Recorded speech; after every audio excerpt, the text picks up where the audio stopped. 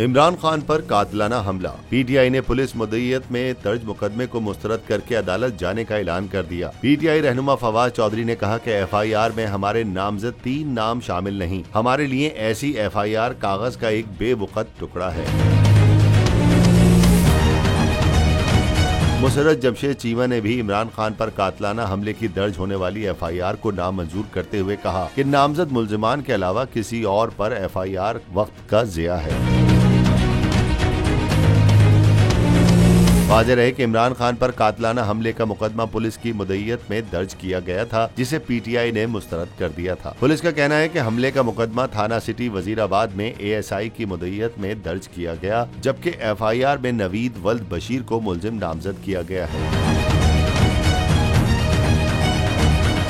मुझे एक दिन जाने से पहले पता चल गया था मुझे मारने का। पीटीआई का हकीकी आज़ादी मार्च सिर्फ बोल दिखा रहा है। 24 घंटे हकीकी आज़ादी मार्च। इमरान खान के कंटेनर के करीब फायरिंग का वाकया पेश आया है। सबसे ज्यादा रील्स और सबसे ज्यादा रेटिंग्स के साथ बोल रहा नंबर 1।